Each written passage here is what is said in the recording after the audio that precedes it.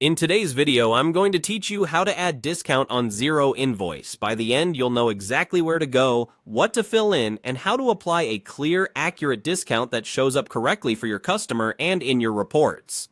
Start by opening Xero in your browser. If you're prompted, sign in as you normally would so you land on your Xero dashboard. From there, head to the sales area. This is where you manage quotes, invoices, and anything related to selling to your customers.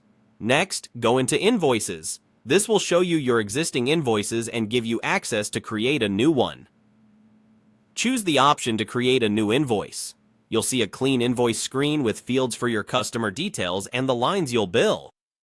Now, complete the required invoice details. Select the customer contact so Xero can populate their billing information. Add an invoice date and a due date that matches your payment terms. If you use references or PO numbers, drop them in so your customer can reconcile quickly. Then move to the line items. Add the products or services you're billing for, including a short description, quantity, unit price, the correct account code, and the appropriate tax rate.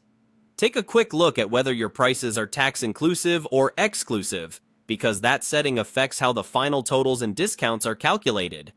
As you add lines, keep an eye on the subtotal and tax so you know everything is lining up as expected. With the essentials in place, it's time to apply the discount. On each invoice line, you'll see a discount field. Click into that discount section and enter your discount as a percentage. Xero will automatically recalculate the line total and adjust the tax accordingly. If you want the discount to apply across the whole invoice, add the same discount percentage to each line.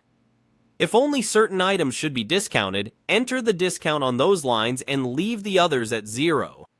Take a moment to review the updated totals and confirm the discount is reflected clearly for the customer. If you don't see a discount field, it may be turned off for your organization's invoices. In that case, check with your advisor or an admin so the discount column can be enabled.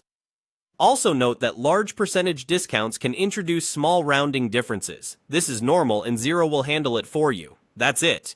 You've created your invoice and added the discount where it belongs with accurate totals and tax. Give everything a final review and you're ready to move forward.